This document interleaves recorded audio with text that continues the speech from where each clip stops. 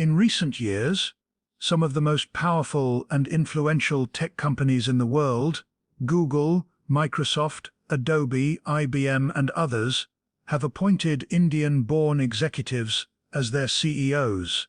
This rise in leadership has not gone unnoticed, especially in political discourse.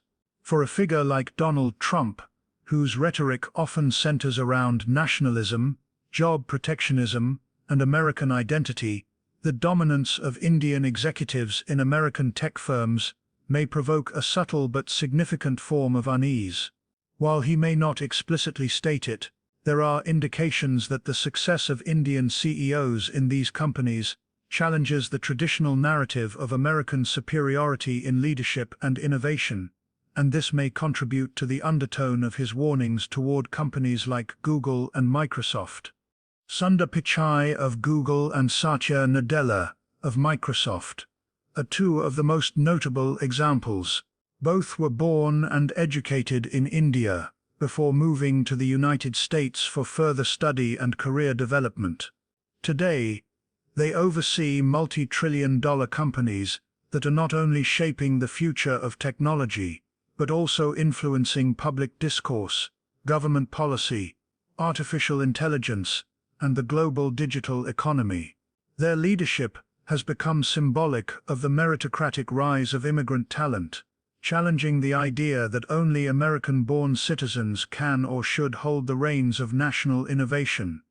For someone like Trump, whose political brand is rooted in the idea of putting America first, the optics of these companies being led by foreign-born executives may feel like a dilution of American identity in the corporate space. These companies represent not just corporate success, but also cultural power, data control, and technological influence over billions of users. The fact that they are now being led by individuals from outside the US might strike a nerve with those who equate leadership with nationality rather than competence. This could lead to an underlying perception, however unfounded, that American control over these powerful institutions is slipping away. Trump has often voiced his skepticism toward globalism, internationalism, and immigration, particularly when those elements are perceived to threaten American dominance in key industries. The elevation of Indian leaders to top roles in American tech giants may serve as a symbolic trigger for these fears. Even if these executives are now US citizens, their background and journey highlight a global talent pipeline that does not rely solely on American-born professionals. For nationalist thinkers, this challenges the assumption that the best leaders and thinkers must come from within the country. This fear may not be driven by overt racism or xenophobia, but rather by a deep discomfort with shifting power dynamics. In the 20th century, American CEOs of major corporations were seen as the pinnacle of domestic achievement. Their leadership was part of the American dream, white-collar success achieved by those born and raised in the United States. Today, the new American dream looks very different. It includes stories of immigrants rising through the ranks based on intelligence, education, and strategic thinking. For some, including Trump's base, that shift can feel disorienting, and it may fuel a quiet backlash against the global meritocracy that makes such stories possible. Moreover, Trump's perspective on success and control tends to be rooted in legacy power structures, family wealth, loyalty, dominance, and often a preference for traditional American business icons. The modern tech world, however, celebrates innovation, collaboration, and technical skill, much of which is brought in through international talent. Indian CEOs embody this new model. They are often soft-spoken, technically skilled, globally educated, and collaborative in leadership. Their approach to power stands in stark contrast to Trump's own business persona, which is built on branding, visibility, and aggressive self-promotion. When Trump issues warnings or critiques toward companies like Google and Microsoft, there may be an unspoken tension related to who is running these companies. While his criticisms are typically framed around political bias, censorship, or economic policy, the subtext may also reflect discomfort with the people at the helm. It is no secret that these companies wield immense power over information, surveillance, AI development, and even electoral influence. That kind of control in the hands of individuals whose paths to power defy the traditional American narrative may be unsettling to those who prefer the old guard of corporate America. It is also worth noting that Indian professionals in tech have long been scapegoated in debates over H-1B visas and outsourcing. Trump has used this issue as a rallying point in his speeches, suggesting that foreign workers often code for Indian engineers are taking jobs from Americans. While CEOs like Pichai and Nadella are far removed from entry-level visa debates, their backgrounds still serve as reminders of a system that promotes international talent to the highest levels. Their success becomes, in a way, a symbol of everything Trump wants to reverse: global mobility, academic meritocracy, and the rise of non-traditional American leadership in elite spaces. In this context, the dominance of Indian CEOs in American tech isn't just a corporate story, it's a cultural and political flashpoint. It represents a changing of the guard, a move toward a more globalized and inclusive idea of who gets to lead and define the future. For Trump, who built his platform on preserving a certain vision of American exceptionalism, this shift may feel threatening. His warnings to companies like Google and Microsoft are not just about regulation or bias. They may also be, in part, expressions of a deeper fear that the face of American power is changing, and it no longer looks like him. One of the core elements of Donald Trump's political messaging has consistently been the prioritization of American jobs and the protection of the domestic workforce. Throughout his presidency and beyond, he has expressed skepticism, at times outright hostility toward the U.S. immigration system, particularly skilled worker programs like the H-1B visa, which brings in thousands of foreign professionals each year, a significant portion of whom are from India and employed in the tech sector. While these visas are intended to fill critical skill gaps in American industries, Trump and many of his supporters view them through the lens of job displacement and economic nationalism. When Indian professionals, especially in tech, come to dominate the workforce of companies like Google and Microsoft, this narrative becomes politically useful for Trump, as it allows him to frame a complex global labor system as a threat to the American worker. The H-1B visa system has long been a point of controversy. On one hand, tech companies argue that it allows them to hire highly skilled engineers, developers, and specialists that they cannot easily find within the domestic labor pool. On the other hand, critics claim that the system is being abused to hire foreign workers at lower wages and to displace qualified American candidates. Trump has seized on this latter perspective, presenting himself as a defender of the U.S. labor force against what he describes as unfair competition from abroad. Indian nationals are the primary recipients of H-1B visas, sometimes accounting for over 70% of all such visas issued in a given year, which places them squarely at the center of this debate. When Trump issues warnings or thinly veiled threats to companies like Google and Microsoft, it is often under the pretext of holding them accountable for their hiring practices or alleged bias against American values. However, beneath these surface-level concerns is a deeper political strategy to galvanize support from working and middle-class Americans who feel economically insecure and culturally alienated in an increasingly globalized economy. The image of highly educated Indian professionals taking high-paying jobs in elite tech firms fits into a broader narrative of perceived American decline, one that Trump has repeatedly exploited to consolidate his political base. This narrative is not only about economics, but also about identity. In Trump's worldview, and that of many who share his ideology, there is a preference for a workforce and a corporate leadership structure that feels more traditionally American, often code for white, native-born, and culturally conservative. The visible presence of Indian engineers, programmers, and executives in top U.S. firms, many of whom come from entirely different educational and cultural systems, becomes a symbol of a shifting American identity, one that feels unfamiliar or even threatening to certain segments of the population. By calling out companies that hire large numbers of foreign workers or are led by foreign-born CEOs, Trump reinforces the idea that these firms are not sufficiently loyal to the American people. Moreover, Trump's political language frequently reduces complex immigration systems to zero-sum terms. If someone from another country is getting a job in the US, then an American must be losing one. This simplistic framing ignores the fact that the US tech industry is built on international collaboration, research, and a global talent pool.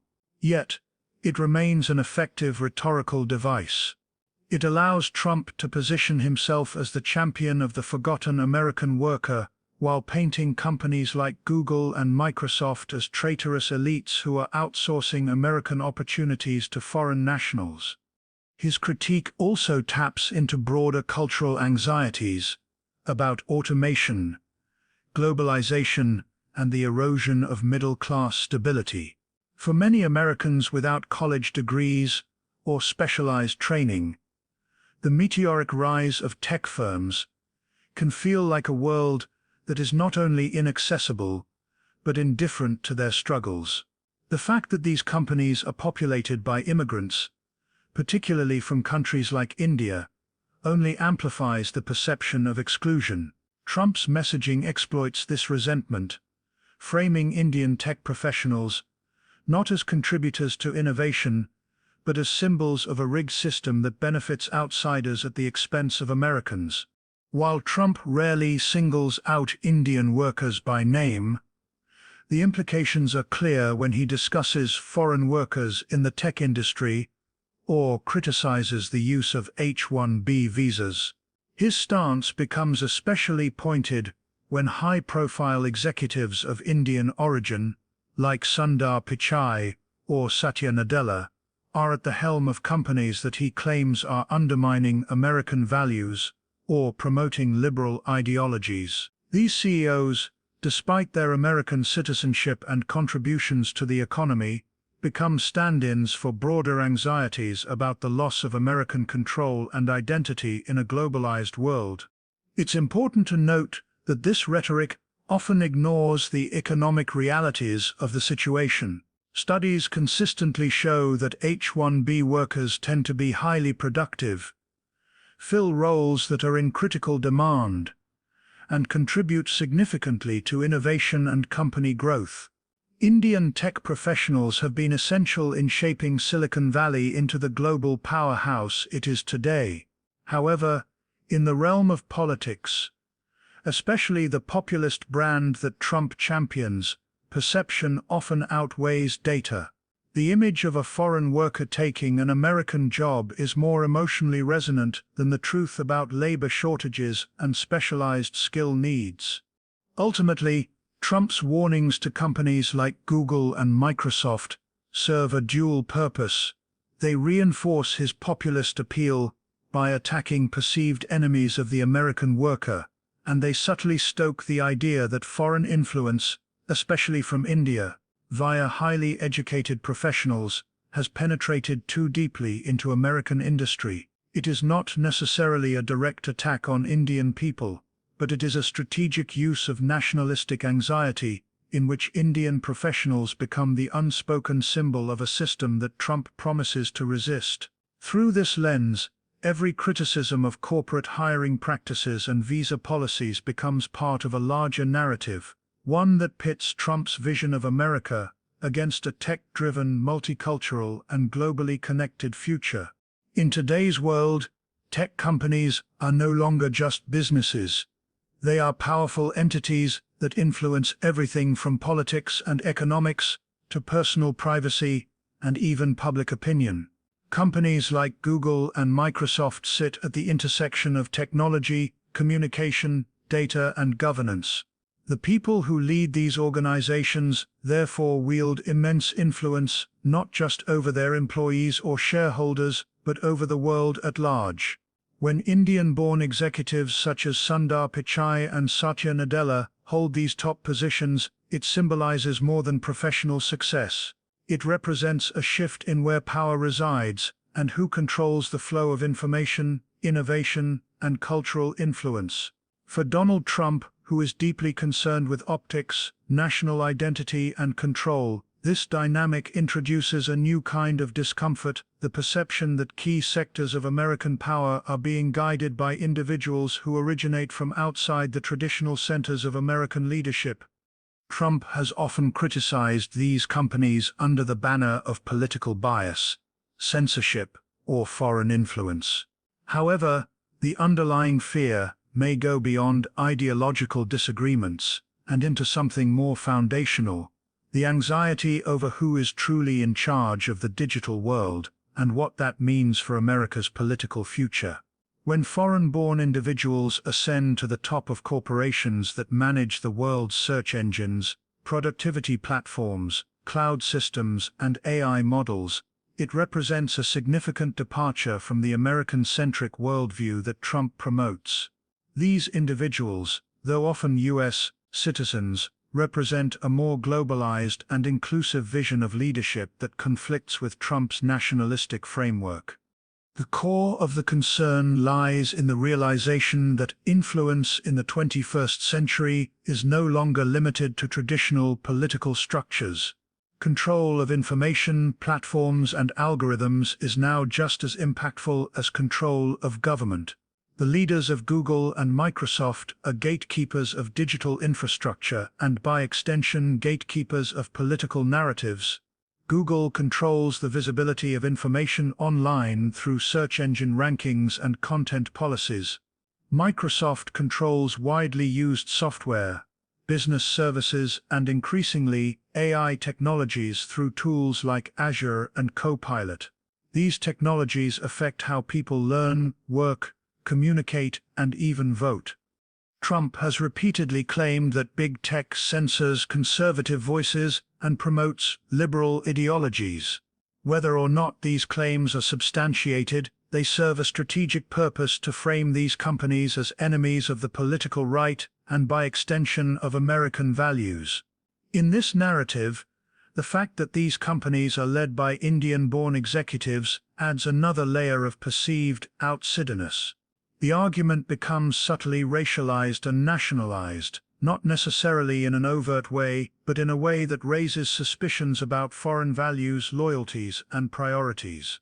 The implication is not always spoken directly, but it is present in the underlying narrative. These are not true American leaders, and therefore their stewardship of such powerful platforms may not align with real American interests. This framing is especially potent for Trump's base, who are often skeptical of globalization and uncomfortable with the shifting demographics of both the workforce and positions of authority. Indian-born CEOs in charge of platforms that influence political discourse, content moderation, and even election coverage become easy targets, not because of anything they have done wrong, but because of what they represent. They symbolize a world in which merit and education triumph over nationality, and where influence is earned through capability rather than lineage or cultural familiarity. That can feel threatening to those who believe American institutions should be run by those who embody a more traditional American image. Additionally, Trump views many institutions through the lens of loyalty. For him, control is not just about policy, it's about allegiance. He often accuses institutions, whether they be media companies, intelligence agencies, or tech firms, of betraying him personally or undermining his vision of America. When companies like Google or Microsoft push back against misinformation, implement content moderation policies, or promote diversity and inclusion efforts, Trump interprets these actions not as corporate governance, but as ideological warfare. And when the faces of these policies are Indian-born CEOs, it becomes easy to conflate foreign leadership with foreign agendas, even when these leaders are acting in alignment with American law and values. There is also an underlying competition between Trump's style of power and the quieter, more measured leadership approach typically seen in figures like Nadella or Pichai. Trump thrives on spectacle, loyalty and dominance. Indian tech leaders, in contrast, tend to project humility, collaboration and intellect. They are not typically combative in the media and often avoid political controversy. Yet they lead vast empires that touch billions of lives. Their soft power, rooted in strategy and innovation rather than bravado, stands in stark contrast to Trump's performative style. This difference in leadership approach may amplify Trump's discomfort, as it represents a model of influence that he neither controls nor fully understands. At the heart of this tension is a larger question about what kind of leadership America values going forward. Will it be driven by nationalism, loyalty and identity, or by global cooperation, diversity and talent?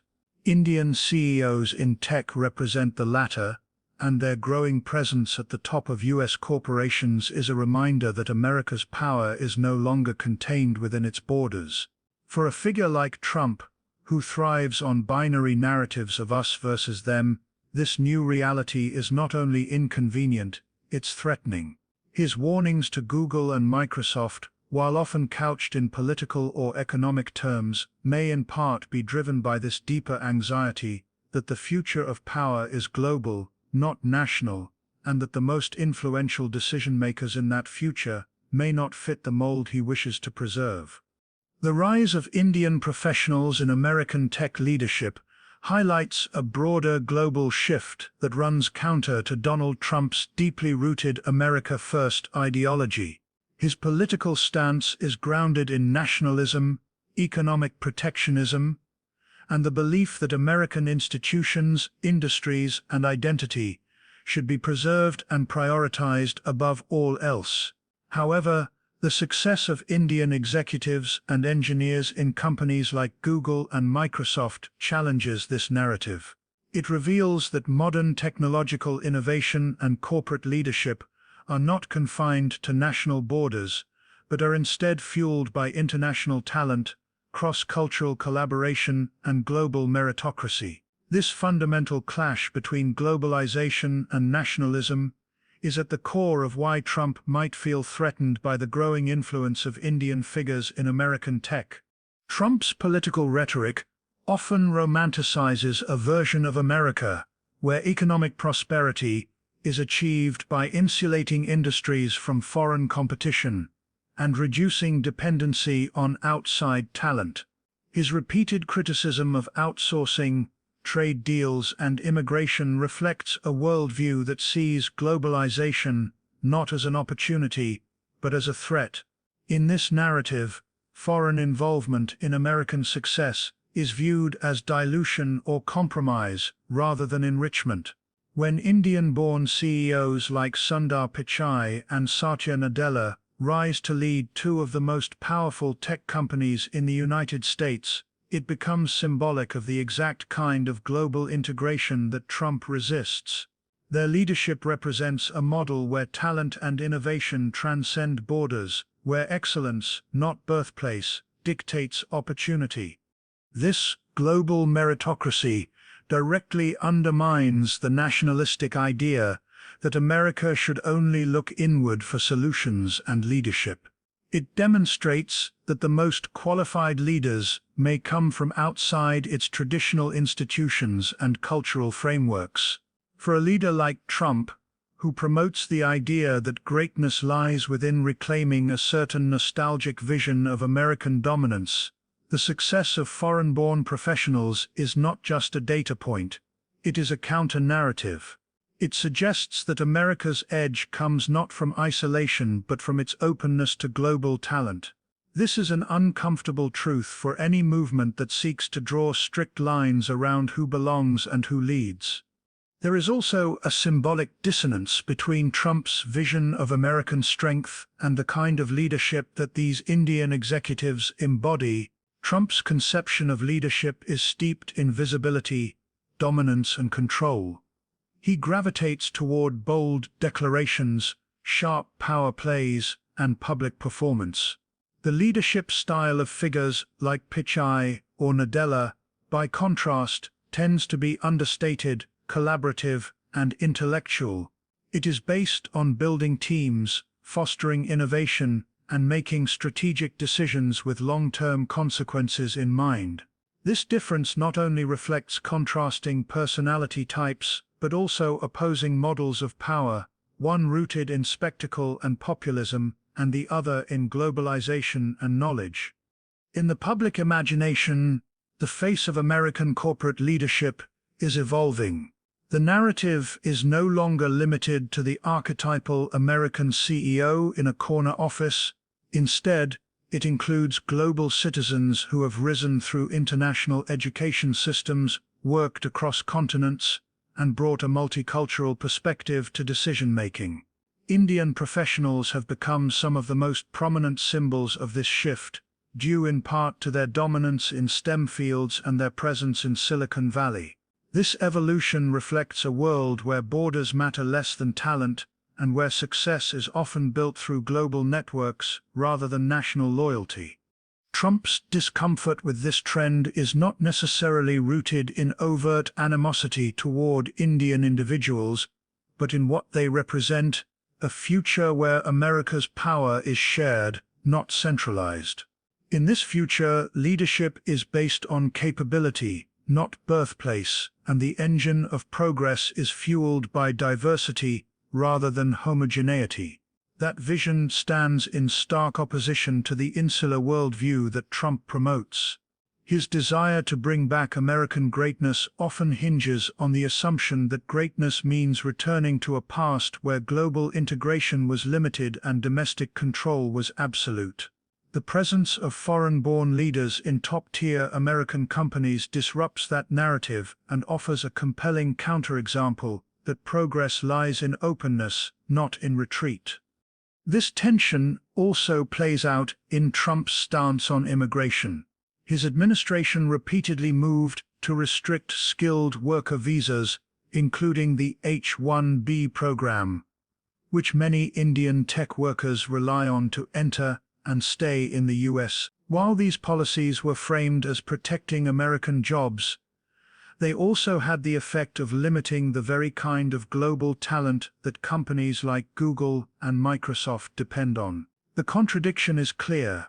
On one hand, America wants to lead the world in innovation. On the other, it enacts policies that hinder the free flow of skilled labor. Indian professionals often find themselves at the center of this contradiction, celebrated by industry but targeted by politics. In many ways, Indian leadership in tech represents a triumph of the American dream: education, hard work, and vision leading to success at the highest levels. But it is a version of the dream that has become increasingly global in character. For Trump and his supporters, who often view success through the lens of national pride and exclusivity, this evolution is not easily accepted. It challenges the belief that America must be run by Americans in the most narrowly defined terms, and suggests instead that America's strength may lie in its ability to attract and embrace the best the world has to offer. This global dynamic is here to stay. Whether it fits Trump's narrative or not, the companies shaping the future, those building artificial intelligence, cloud computing, and the next wave of internet infrastructure, are not constrained by borders. They are led by people who reflect the diverse, interconnected world they serve. Indian professionals have become leaders in this space not because of their nationality, but because of their ability. This fact is not just a detail. It is a declaration of what the future looks like, and that future, driven by global talent and cooperation, stands in fundamental opposition to the narrow nationalism Trump champions.